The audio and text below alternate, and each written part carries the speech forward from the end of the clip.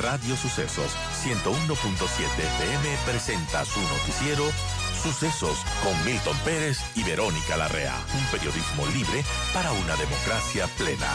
Los hechos y las opiniones de los sucesos que marcan nuestro tiempo.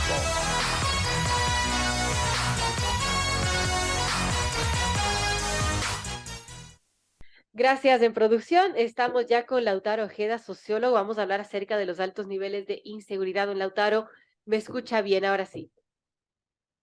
Sí, sabe que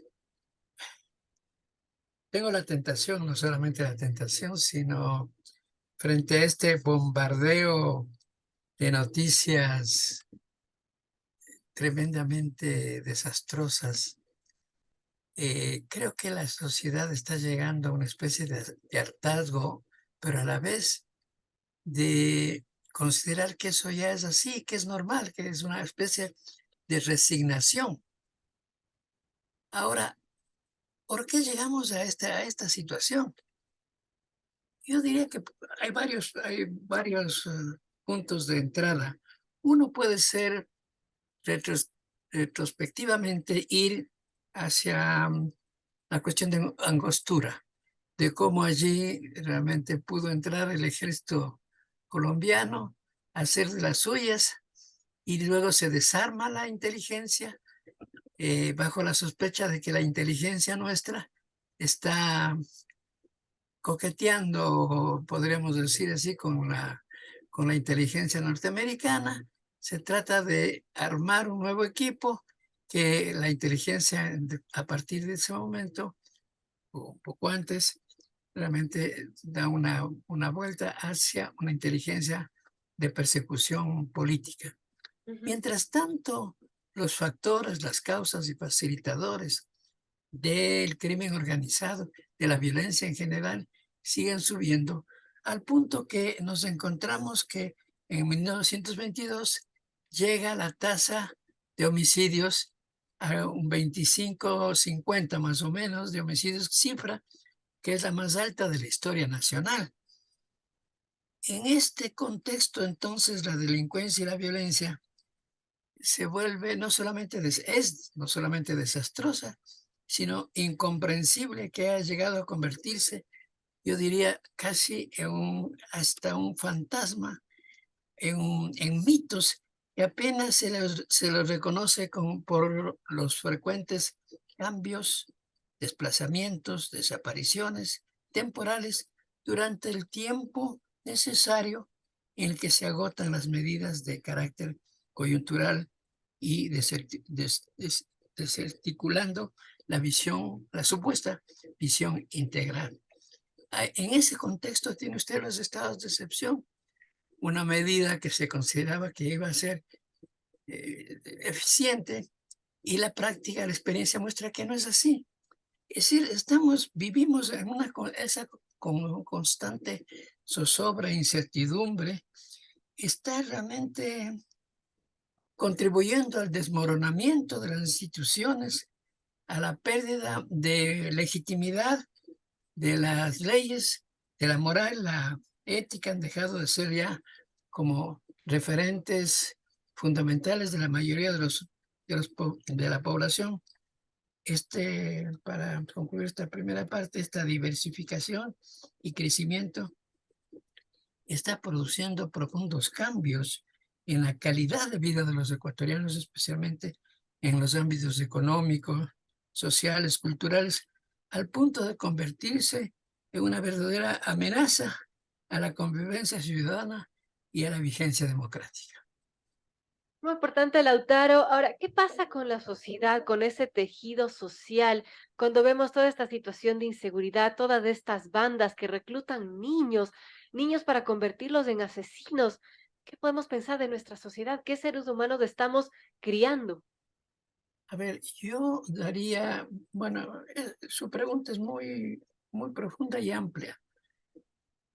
Yo diría, para empezar, y emplear un término que me da vergüenza emplearlo, la enorme creatividad de las bandas y de los criminales. Buscan todos los espacios, buscan todo en la población cuáles son los más débiles. En el caso de los menores, muy bien el tema de imputabilidad, el sadismo, diría yo, la crueldad para colgar en los puentes o donde sea, descabezar, partir los cuerpos.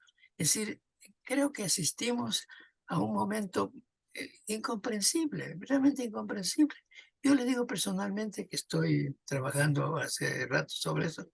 Llega un momento en el que yo no acabo de entender. Alguien me dice, es que los ecuatorianos nos hemos vuelto más malos. No, yo creo que no es que nos hemos vuelto más malos, sino que el contexto, las condiciones, el contexto político, la legislación, ese parlamento es de última realmente.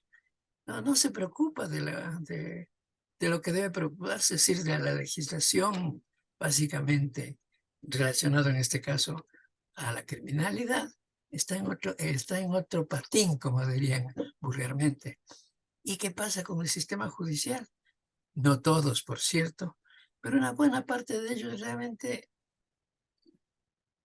no hacen lo mismo, no cumplen la ley, liberan a gente que está claramente, que es claramente un criminal. Y la sociedad empieza recién a reaccionar. Yo diría empieza recién. Se ven manifestaciones en los pueblos, ¿no es cierto? Pidiendo, ¿pero qué piden?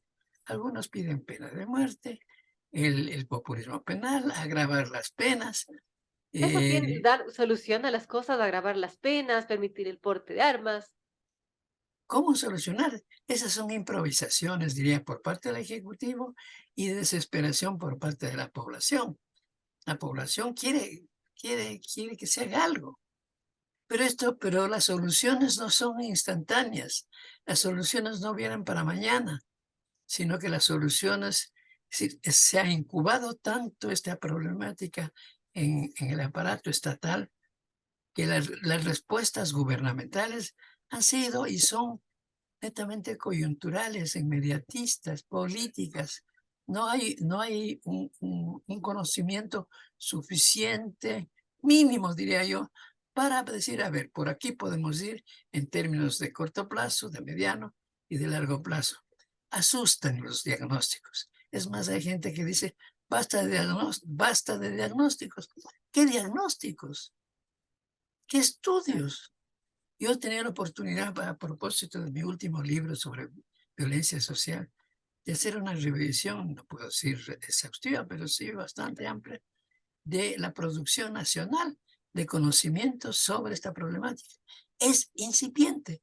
Entonces, si usted no conoce bien a su enfermo, no conoce bien sus patologías, ¿cómo receta? ¿Qué receta? Ve usted, entonces el tema es sumamente complejo, sumamente ambiguo incluso por otro lado, y la posición de los diferentes actores, desde el presidente hasta los actores políticos de asamblea, pues están en otro juego. Ahora, hemos visto también cómo la ciudadanía, como usted lo dice, Lautaro, está llegando a un hartazgo. Muchas personas, diría la mayoría, pues como que se ha resignado a decir, bueno, así mismo es, así mismo nos toca, pero hay quienes, por ejemplo, también se han levantado. Veamos lo que pasa en Esmeraldas, que muchos gremios, sociedad civil se ha unido para justamente hoy organizar una marcha pacífica y de alguna manera protestar en contra de esta inseguridad que están viviendo, sobre todo en Esmeraldas, que es más grave aún. ¿Cómo es sistematizado eso? ¿Cómo es receptado eso? Probablemente pueden haber, o hay respuestas puntuales. A ver, más policías. En el caso de Esmeraldas, 2.000 policías. Un número, no recuerdo exactamente, de soldados. ¿Qué tiempo van a estar ahí? ¿Qué están haciendo? Están haciendo requisiciones, están haciendo investigaciones, allanando eh, hogares. Eh, ¿Qué tiempo va a durar? Si hay detrás, en el caso de Esmeraldas, para centrarme, hay condiciones sociales, ambientales y políticas realmente que son la base, la raíz. He tenido la Claro. oportunidad desde hace algunos años de conocer la situación social de Esmeraldas es realmente desastrosa y la institucionalidad peor todavía. Entonces, ahí hay un contexto que requiere no más policías. No digo que sean útiles, en un momento son útiles, pero que vayan al fondo realmente, que la gente tenga empleo, que la gente pueda alimentarse bien, que la gente tenga una vivienda decente, es decir, condiciones mínimas de un ser humano. Qué complejo, ¿no? Y como se dice, ese abandono en esa provincia donde quizás el Estado no ha hecho el mejor papel y ese vacío quizás lo ha llenado otras bandas que, por ejemplo, como vemos, reclutan lamentablemente a estos pequeños que ahora también son parte de esas bandas y que ya van creciendo con ello y aprenden a ser sicarios, lamentablemente, y aprenden ese estilo de vida. ¿Esa gente, Lautaro, se puede de alguna manera reformar o ya es muy tarde para ello? Es que el caso no es tanto reforma. A ver, si usted tiene una niñez, ¿cierto?, que no ha tenido oportunidades sin educación o educación mínima, si tienes educación, ¿qué tipo de escuelas? Y realmente su alimentación es totalmente deficiente, y realmente sus relaciones sociales y la posibilidad de empleo son mínimas. En esas condiciones, cualquier tipo de oferta, es decir, gane tanto, haga tal cosa, no es que no está ligada que no es ligada con la ley. Entonces aparece aceptable. Yo recuerdo de un sacerdote quien pude conocer cerca en el suburbio de Guayaquil. Me decía, la condición es tan grande y puede ser comparada a la de Esmeraldas.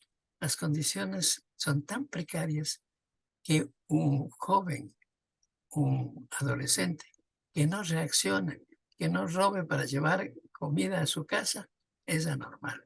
Me Wow, parece exagerado, evidentemente, pero a esa situación nos está llevando. es El impresionante. tema es estructural, por favor, entendamos eso, es estructural. Frente a esa estructura nos encontramos con un aparato administrativo, con una administración que tanto para el conocimiento como para su operación trabaja en términos aislados. Yo me permito calificar a ese comportamiento como un feudalismo institucional. Y dicho en términos sencillos, cada cual baila con su pañuelo. Cuando yo trato de tener información y logro alguna información y empiezo a comparar las metodologías empleadas, las técnicas empleadas no son comparables. Entonces, la situación es desgraciadamente muy grave. Qué complejo, Lautaro. Y una pregunta final y que tiene que ver con la familia. ¿Qué pasa con las familias ecuatorianas, sobre todo en las zonas que tienen más problemas, como son en Guayas, como es en Esmeraldas? ¿Cómo explicar esta situación que de los, por ejemplo, los adolescentes que se unen a estas bandas? ¿Qué los impulsa? ¿Y qué tiene que ver y qué papel juega en este sentido la familia? Yo quiero entrar ahí por un concepto de una filósofa española. Dice, lo primero que hay que comenzar ahí es tratando de comprender. Y una vez que haya comprendido, explicar. Es decir, en el conocimiento, perdóname, recordar esto, hay tres momentos, digamos. Una de entendimiento, otra de comprensión y otra de explicación. Para que usted pueda explicar el por qué, necesita todos los elementos que acabo de señalar, es decir, un conocimiento no solamente cuantitativo, sino cualitativo, estructural e integrado de eso. Son palabras realmente muy grandes que no pueden, desgraciadamente, ser empleadas en términos inmediatos. Claro. Usted revise los planes, las acciones, las medidas tomadas por el gobierno, con buena voluntad posiblemente, ¿no? Yo no quiero poner dudas sobre eso, pero son desarticuladas. ¿Y los gobiernos locales qué hacen? No tienen, ni siquiera tienen la competencia de seguridad, les fue quitada. La competencia de seguridad es una competencia centralizada, se maneja desde Quito. ¿Qué conocimiento hay Claro. entonces? Huellas sobre el oro, sobre esmeraldas, limitado, insuficiente. Claro, no es lo mismo una realidad de un funcionario de escritorio en Quito que lo que está viviendo cada provincia, ¿no? Pero claro, ve usted, yo creo que encima de eso se mantiene, diría yo, ciertos mitos, por ejemplo, o retórica en cuanto a la rehabilitación, en cuanto a las cárceles. Una de las finalidades fundamentales de las cárceles es la rehabilitación social. ¿Qué significa eso? Que vaya preparándole al privado de libertad, vaya preparándole para que se inserte, para que al regresar a la sociedad juegue un papel en su familia y más importante. No hay tal. Y que lo mismo pasa con el tema de la prevención. Todo el mundo se llena la boca diciendo, es que la solución es la prevención. La prevención no tiene resultados inmediatos. La prevención requiere inversión no solamente en equipamiento, en recursos humanos, en formación, en capacitación, y eso da resultados no de corto plazo. Entonces ahí tiene usted para mencionar dos mitos entre otros. Nos llevan en definitiva a dilemas que no son tales, para mí son problemas, como que o más seguridad, menos libertad, más libertad, menos seguridad. Ese es un problema que se repite permanentemente. Estamos dispuestos a renunciar incluso a nuestra libertad, a que nos limiten la vida cotidiana y nos autolimitamos, nos salimos, nos hemos limitado nuestra vida cotidiana, Así ¿no es es. cierto?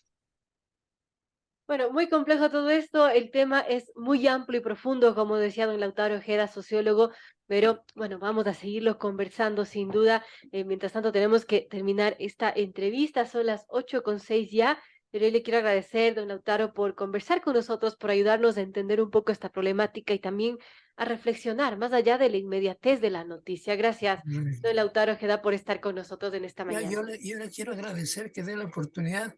Yo no le presento datos, no le estoy presentando, subió 2, 3, cuántos muertos diarios o semanales, sino que está detrás de todo esto. ¿Cuál es Así la es. raíz? Lo que se llama, lo que se denomina la etiología misma de este fenómeno tan grave de la delincuencia y la violencia.